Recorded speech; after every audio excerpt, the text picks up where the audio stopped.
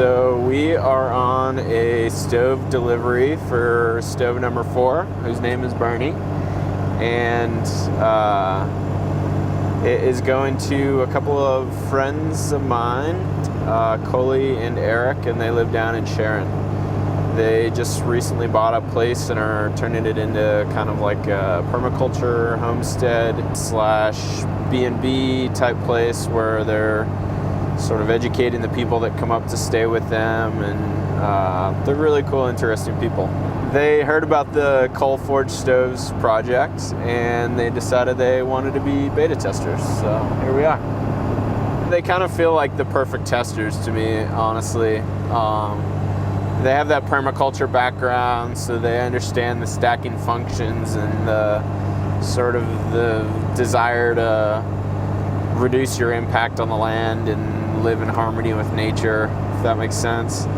When they're making decisions for generations beyond them, and I think that's just beautiful.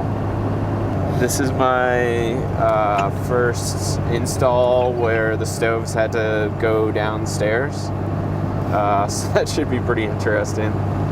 But they have a tractor, so that should help a fair bit, I would think. We'll see. Hey, how's it going? You ate your Wheaties this morning. Yeah, we got some work to do, huh? Good to see you, man. Bill Mollison is quoted as saying that if only 10% of us make a shift from consumption to production, even if on a small scale, there will be enough for everyone. The question is that realistic? Is it realistic to ask 10% of humanity to produce some of their food? Not all of it, just some of it. And I think it becomes more realistic when we look at the therapeutic benefits of participation with ecology. When we realize that the things that we do for stress relief could actually come from things they're actually providing for us. Mm-hmm. And so gardening as yoga, or gardening as whatever the escape or the vacation or the thing we have to remove ourselves from because it's so stressful, and oftentimes as a result of a consumption or consumer-based lifestyle. We know the need from having lived in cities ourselves.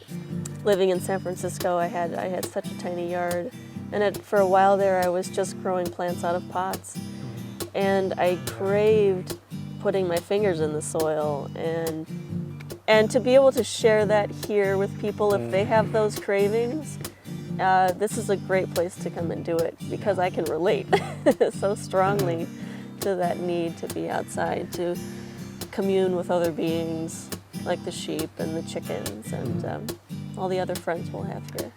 It's that child, that play state. Dwyer mentioned flow state. So it's returning back to that place where there is no work, there's play, but what if you can produce in a state of play? Yes. So There's joy. That's the exploration, and we want as many people that feel inclined to join us in that. Mm-hmm. Yeah. Mm-hmm.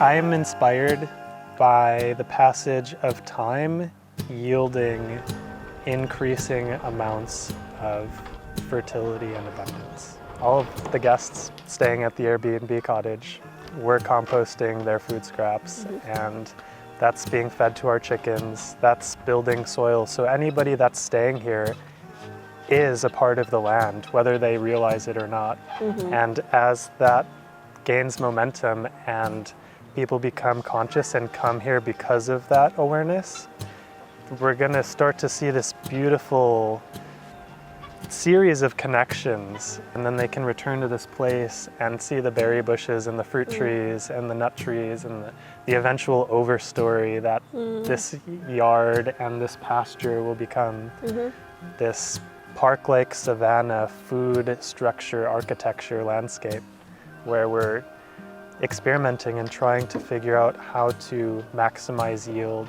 We feel like there is already this push to come back, some new awareness perhaps, old familiarity, feelings, and new awareness that we have to come back together in order to get ourselves out of the predicament we find ourselves in now with climate change. And I think the deficit is that we are coming from a culture that chain has been broken. So a lot of that initial effort is in reestablishing that which was. The forest hasn't always looked like this around us, and, Right. and most of the forest in Vermont is this kind of weedy growth from being clear-cut when this state was mostly covered with sheep, pastured. The old growth forest that was there had been decimated, and the forest that we see is young and actually not healthy because it's a response to an injury. It's like, I use the analogy of scar tissue. It's a cut and the body just throws the collagen down, and it's a traumatic response. It gets you through that short term where life is preserved, but it's not optimal. So we've significantly altered the natural world, and to then extricate ourselves from it and to say, let's leave it alone, it can heal itself. No, it's a broken leg. It needs to be splinted. To realize that you don't sequester the natural world over there and protect it, you become part of it and make it better by being it, by being involved in it. It is us, we are it. The idea of obtaining yield while also creating habitat and consciously that. sharing the space. We Yeah. forgot how to be functional elements in our ecologies.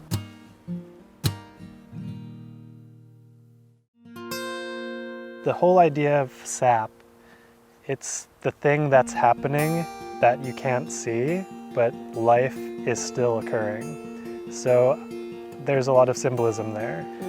This idea of that movement inside of the tree and that sap, that vital essence of that tree that will fill those buds and blossom and leaf out.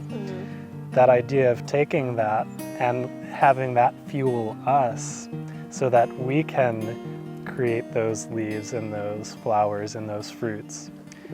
That's dissolving and blurring those lines between what's the tree and what am I? Where are those distinctions? And where's the forest and where are the humans? So we are it, it is us. And we will benefit as individuals and as a society the more we step into that realization that we are the forest and that we don't have to decimate ecosystems to produce our food.